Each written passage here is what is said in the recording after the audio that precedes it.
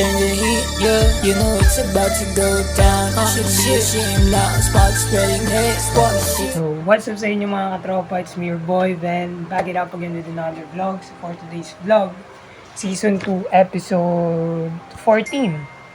Biyahe tungo sa pangarap. Actually, dapat, nung August 10, tama ba? August 10, first day of school na namin. So, puro suspension, 1 week. Dapat, nung August 17, first day na namin, pero puro suspension, 1 week. Ngayon, first day school namin, August 24 na. Sana okay na yung panahon kasi aral na ako tapos sa kabilang buwan, absent din naman ako eh. Hindi, joke. Pero yun nga, since yun, third year na nga, parang 2 taon na lang, doon na tayo sa pangarap. Parang, actually ngayon pa lang naman kasi, simula naman ng senior high kasi talaga.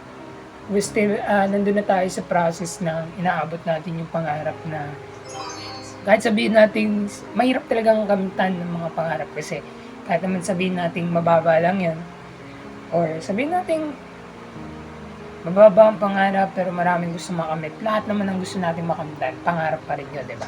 Kaya kahit sabihin natin mababa yung pangarap ko pero ang haba kasi ng proseso yun. Kaya yun, and yeah, 2 years left na lang sa college din. College graduate na tayo. Actually, sabi ko nga, iniisip ko nga na paano kaya kung tumigil ako ng 1 taon talaga nun. Kasi yun talaga yung bala ko nung bago ako graduate ng grade 12. Na tumigil muna ng 1 taon para magtrabaho at mag-ipon. Kasi ang bala ko talagang kunin, culinary. But, in the other side, nagkaroon naman ng opportunity dun sa Calauan Community College na libre yung aral. Kaya, dinrab ko na yung opportunity na yun. Kumbaga parang, lumabas ulit ako sa comfort zone ko at nag-explore pa ng ibang bagay. Kaya, nagustuhan ko din naman yung course ko ngayon na Bachelor of Public Administration. Marami ako natutunan in terms of sa government. Alam ko na yung mga yung mga responsibilities ng bawat department sa government. Alam ko na kung paano yung mga pasikot-sikot. Hindi naman talaga totally alam ko lahat, pero may nalalaman na ako kaya hindi na ako uto-uto kagaya ng iba. Bisa. Pero yun nga, kagaya ng sabi ko, 2 years left, graduate na tayo, and mabilis lang naman ang panahon, saglit lang naman siguro itong third year. Baka nga bukas, baka nga second sem na yung first day of school namin kasi puro suspension talaga. Well, hindi naman natin kasi expected yun. Pero, yeah. Simula, kagaya nga sabi ko kanina, simula senior high school, nandun na tayo sa process ng pag-abot ng pangarap natin. But, ito talaga, dito na talaga nag-uumpisa yung very beginning ng biyahe patungo sa pangarap talaga. Kasi, totally, yung biyahe na yan or yung journey na yan is may ups and downs, goods and bads. Ano pa ba? Basta marami siyang challenges na pagdadaanan na hindi natin na-expect. But at all costs, kapag narating natin yung specific na pangarap na gusto nating makamtan, marating, or whatsoever, lahat ng hirap, lahat ng pagod, lahat ng pawis na tumulo sa katawan natin is worth it lahat. Diba? Kasi, alam nyo naman yun, when it comes to dreaming, libre lang mangarap, di ba? Pero iniisip mo lagi kung paano mo makakamtan yun, kung makakarating ka ba dun, kung maabot mo ba yun, kasi hindi naman natin sure kung anong dala ng kinabukasan. But at the other side, sabi nga ni CJ sa akin, keep on thinking positive na maabot mo yan, kahit anong hirap, kahit anong challenges yung dumating sa'yo, kahit may problema yung dumating sa'yo, maabot mo yan. Parang kailangan mo lang tatagan, tibayan, tapangan, naharapin yung bawat pagsubok or problema na dadating sa'yo along the way of journey na pag-abot sa pangarap. Kasi, totoo naman kasi sinabi ni CJ, sobrang dami naman kasi talagang challenges at problems na pwede dumating sa'yo. But, at the end of the day, kapag nalagpasan mo yun, sasabihin mo sa sarili mo na, kaya ko pala, totoo nga, kaya ko. Diba? Kaya, sa mga working student dyan, yung nangangarap, big salute ako sa inyo, saludo ako sa inyo kasi nasusustain nyo yung sarili nyo at all costs, nabibili nyo yung gusto nyo kasi nanggaling sa sarili nyong bulsa. At on the other side, nandun kayo sa process ng ini-explore nyo pa kung ano yung gusto nyo. Pero, keep on exploring things. Kumbaga, kung kagaya ko kayo dati na takot lumabas sa comfort zone, hindi marunong mag-explore ng mga iba pang bagay. Huwag ganun, okay? Huwag kayong matakot na mag-explore, na mag-explore, na mag-explore, na mag-explore. Kumbaga, huwag kayong matakot na sumubok pa ng mga bagay na bago lang sa inyong mata.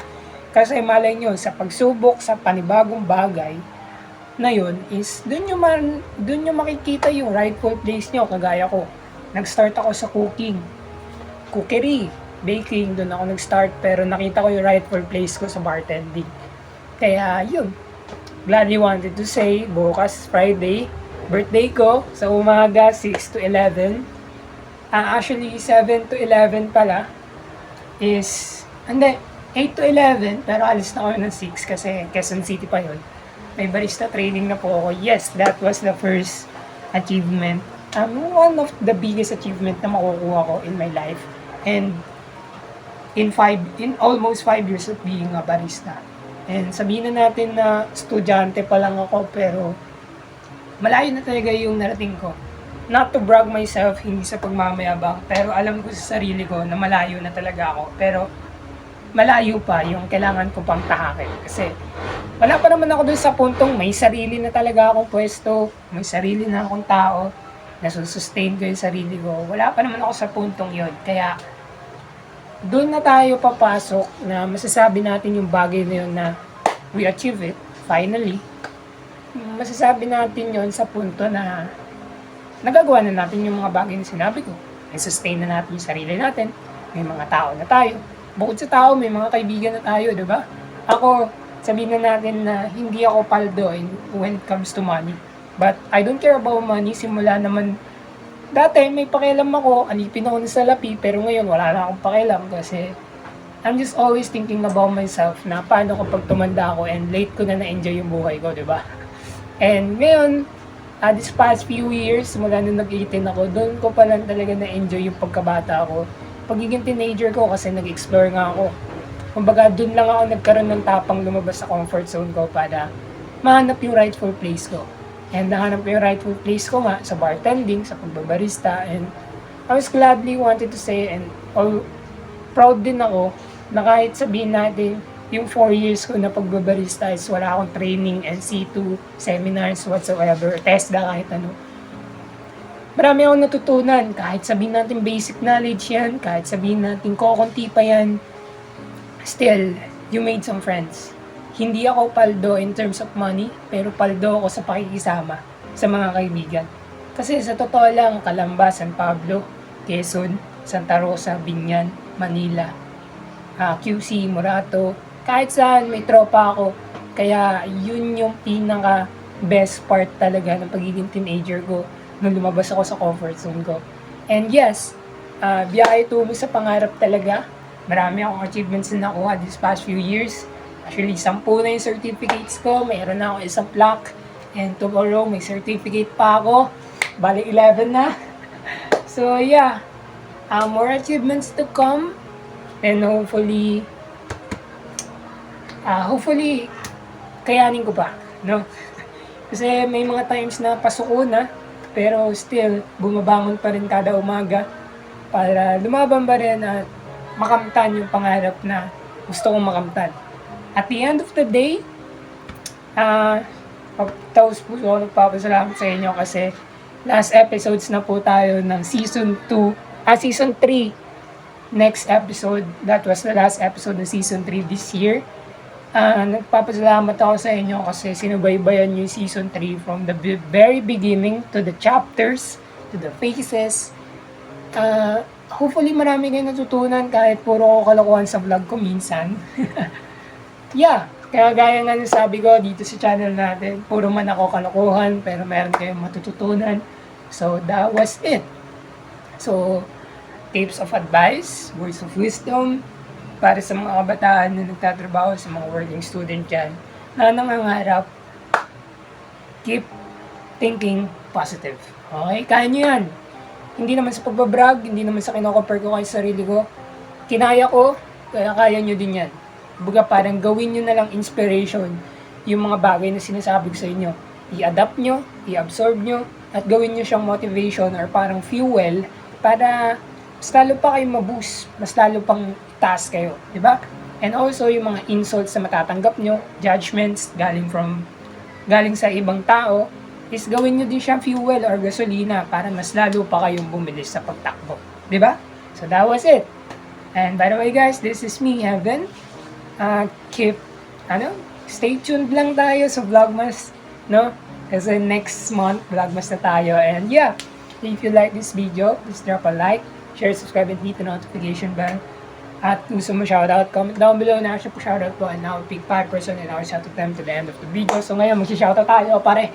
Shoutout kala Yael, kala Yen, kala Angge. Yeah, shoutout sa inyo, man. And yun, shoutout sa buong tropa, sa Pine and Brew naman. Kila RJ, kila Von, kay G. What's up, G? Kay Inyel, kay Bossing. And also sa buong tropa, kila Mel, kila Darwin, kila Darren. Shoutout sa inyo kasi kasama ko sila sa journey na to. And then sa Kupals is back. Kila Bella, kila Ashley, and then kay Rizal. Shoutout sa inyo, and especially, shoutout sa akin. Kasi 20 na ako bukas.